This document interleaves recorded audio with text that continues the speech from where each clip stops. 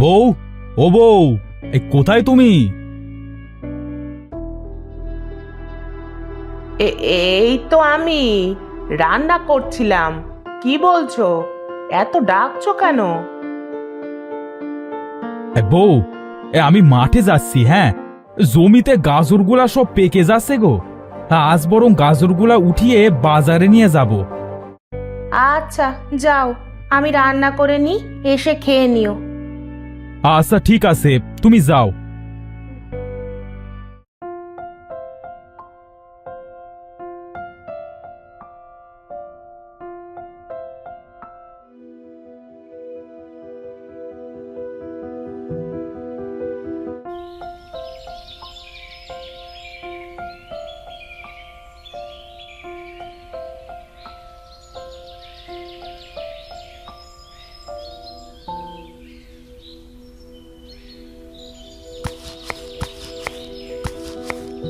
হ্যাঁ, অনেক গাজরই তো ওঠালাম, আর একা একা হয় না। গাজরে অনেক মাটি আছে, আশেপাশে কোনো পুকুর থাকলে একেবারে ধুয়ে নিয়ে যেতে পারতাম। রমিজ ভাই, এবার গাজরের যে দাম, তুমি তো লালে লাল হয়ে যাবে গো। দোয়া করো ভাই, এ অভাবের সংসারে বাচ্চাদের মুখে দুবেলা খাবার দিতে না পারবার যন্ত্রণা বাবা হয়ে একমাত্র আমিই বুঝি। এর মতো কষ্ট যে আর কিছুই নেই ভাই। হ্যাঁ ভাই, ঠিক কথাই বলেছো। আজকাল জিনিসপাতির অনেক দাম, চাকরিজীবীদের ভাই কিছুই হয় না। যত সব কষ্টে জীবন পার করতে হয় আমাদের মতো কৃষকদের। ঠিকই বলেছো ভাই। জানি না এই গাজরগুলা এত কষ্ট করে তুলে বাজারে কত দামে বিক্রি করতে পারবো। ভাই, এই গাজরগুলা একেবারে কোনো পুকুর থেকে ধুয়ে পরিষ্কার করে নিয়ে যাও, তাহলে তোমার কষ্ট একটু কম হবে, বুঝলে? আশেপাশে কোনো পুকুর তো ভাই দেখছি না, তাহলে নিয়ে যাব কোথায়? আর আমাদের বাড়ির চারপাশেও তো কোনো পুকুর নেই। রমিজ ভাই, ওই যে জঙ্গল দেখছো, হ্যাঁ ওই জঙ্গলের ভিতরে একটা পুকুর আছে। হ্যাঁ, আমি একদিন দেখেছিলাম, কিন্তু কখনো যাইনি ওই পুকুরে, বুঝলে? এই আমাদের পুকুর আছে তো, তাই আর যাওয়া হয়নি আর কি। হ্যাঁ, ভালো উপকার করলে ভাই। তাহলে আমি বরং গাজরগুলা ওই পুকুর থেকে ধুয়ে আনি, কেমন? হ্যাঁ আচ্ছা ভাই, যাও যাও, তবে সাবধানে যেও। এই জঙ্গল তো, আমি শুনেছি জঙ্গলের ভিতরে অনেক জিন ভূত থাকে। না ভাই, আমার কিছু হবে না। তুমি তো দেখছি বেশ ভীতু। হ্যাঁ হ্যাঁ, তা যা বলেছো, আমার অনেক ভূতের ভয় করে। তুমি তাহলে যাও ভাই। হ্যাঁ, আমি বাড়ি গেলাম, আমার অনেক ক্ষুধা লেগেছে। আচ্ছা ভাই, ঠিক আছে।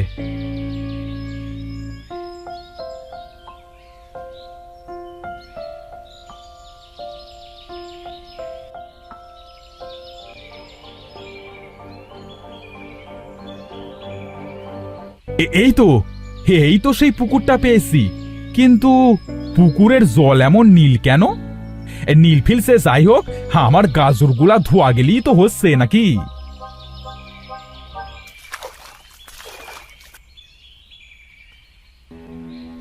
আরে আরে, আমার গাজর সব সোনা হয়ে গেল কিভাবে?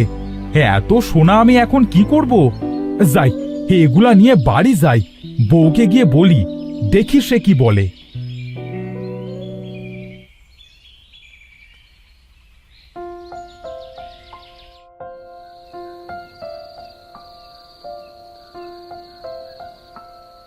বউ, ও বউ, কোথায় তুমি?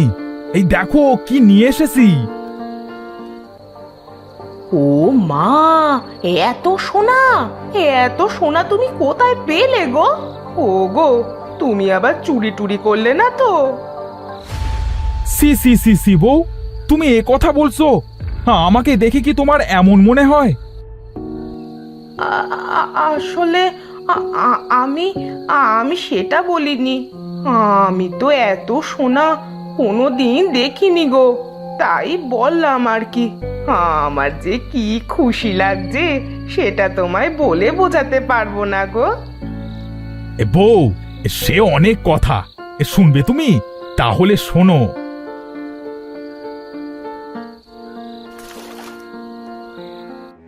ওমা তাই? তাহলে তুমি একটা কাজ করো, কাল আবার একবার তুমি গাজর নিয়ে ওই পুকুরে গিয়ে দেখো কি হয়। কিন্তু বউ, আমার তো ভয় করছে, যদি এবার কিছু হয়।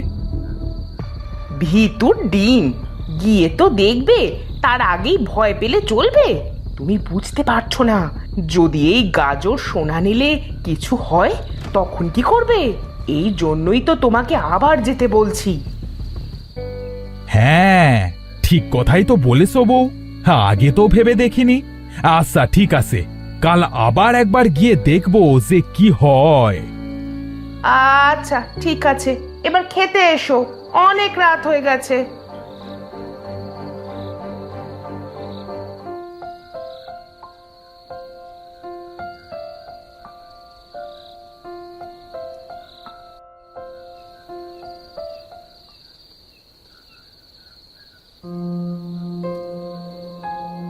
ওগো, সত্যি এই সোনা নিলে আমাদের যদি কিছু না হয় তাহলে তো আমরা অনেক বড় লোক হয়ে যাব গো। হ্যাঁ বউ, তখন দেখবে আমরা অনেক গরিব দুঃখী লোকেদের সাহায্য করব। তুমি গিয়ে ঘুমাতে লাগো, আমি আসছি এগুলা গুছিয়ে।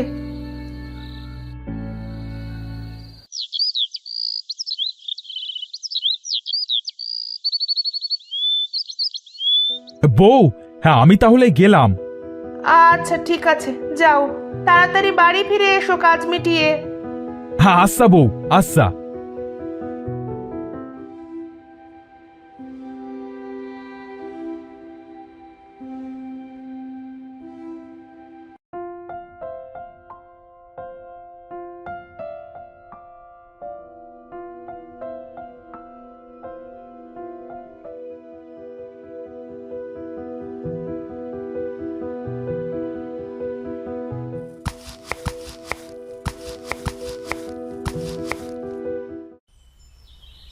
আজ তো আবার যাচ্ছি সেই নীলপুকুরে। জানি না বাবা, কপালে আজ কি লেখা আছে। না গেলে বউও তো আমায় আস্ত রাখবে না।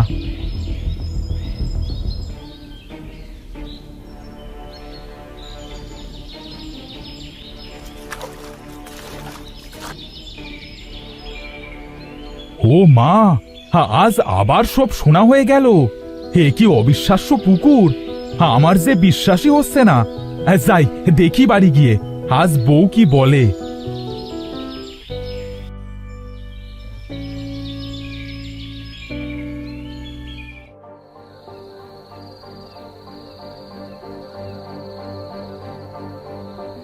বউ, ও বউ, আরে কোথায় গেলে তুমি? এই তো আমি। কি হয়েছেটা কি? এভাবে ষাঁড়ের মতো চিৎকার করছো কেন? হে, চিৎকার কি আর সাধে করছি? এই দেখো, আজ আবার কি এনেছি। ও মা, ও গো, সেটা আবার কি পুকুর গো, যে কিছু ধুলেই সোনা হয়ে যাচ্ছে? জানি না বউ, আমার যে কিছু বলবার নেই। আমার যে সত্যি সত্যি এবার খুব ভয় করছে। আরে ভয়ের কিছু নেই, কাল একবার আমাকে ওই পুকুরটা দেখাতে নিয়ে যাবে তো? আমার যে পুকুরটা দেখতে খুব ইচ্ছা করছে। আচ্ছা ঠিক আছে, তোমাকে তাহলে কাল নিয়ে যাব।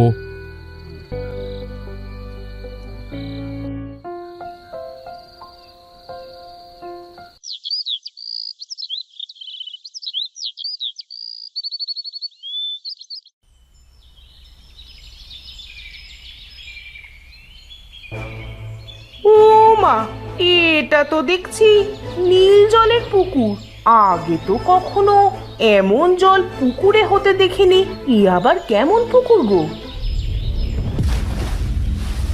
আরে আরে, তুমি কিভাবে পড়লে? একটু দেখে শুনে তো নামবে নাকি? পড়েই যখন গিয়েছি তখন এই নীল জলে একটা ডুব দিয়ে যাই, কি বলো? আচ্ছা ঠিক আছে, তোমার যখন ইচ্ছা করছে তখন একটা ডুব দাও।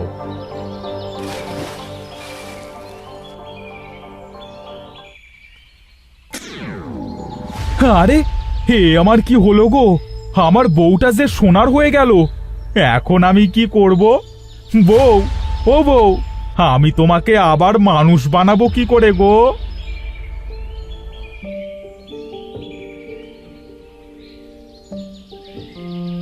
এভাবে এখানে একা একা বসে কাঁদছো কেন তুমি? কিসের এত কষ্ট তোমার? আমার বউটা এই নীল পানিতে পড়ে সোনার পুতুল হয়ে গেছে। আমি এখন তাকে কিভাবে আবার আগের রূপে ফিরিয়ে আনবো? এটা মায়াবী পুকুর, সেটাকে তুমি জানো না? এই পুকুরে তুমি যে জিনিস ডোবাবে সেই জিনিসটাই সোনার হয়ে যাবে। তুমি কে? তুমিও তো দেখছি সোনার একটা হরিণ। তাহলে কি তুমিও এই পুকুরে পড়ে গেছিলে? না, আমি এই মায়াবী পুকুর পাহারা দিই। মায়াবী রাজ্যে আমার বসবাস। তুমি তোমার বউকে আবার আগের রূপে ফেরাতে পারবে। সত্যি বলছো মায়াবী হরিণ? তাহলে বলো না, আমি আবার আমার বউকে কিভাবে ফিরে পাবো? বনের ভিতরে বাকল নামে একটা গাছ আছে। সেই গাছের পাতার রস দিয়ে যদি তুমি তোমার বউকে গোসল করাতে পারো, তাহলে তোমার বউ আবার আগের রূপে ফিরতে পারবে। তোমাকে অনেক ধন্যবাদ মায়াবী হরিণ। আমি এক্ষুনি যাচ্ছি সেই গাছের রস আনতে। শোনো, আমিও চলে যাচ্ছি। তোমরা আর এই পুকুরের কাছে কখনো এসো না। তোমাদের এই পুকুর যে সোনা দিয়েছে তা দিয়ে সারা জীবন বসে বসে খেতে পারবে। আবার যদি এই পুকুরে লোভের জন্য আসো, তাহলে কিন্তু হিতে বিপরীত হতে পারে। না না মায়াবী হরিণ, আমরা আর কখনো এখানে আসবো না।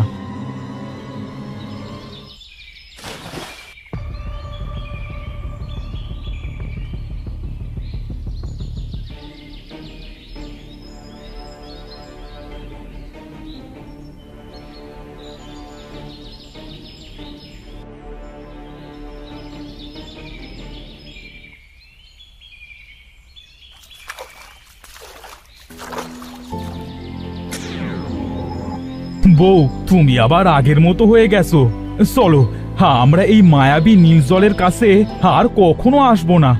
তুমি যদি আর কোনোদিনও আমার কাছে না ফিরতে, তাহলে কি হতো বলো তো? পাগল বর আমার, আমি তো সব দেখতে পাচ্ছিলাম কিন্তু কিছু বলতে পারছিলাম না।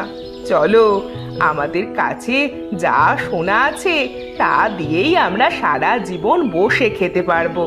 আমাদের আর কোনো কিছুরই দরকার নেই। হ্যাঁ, তাই চলো।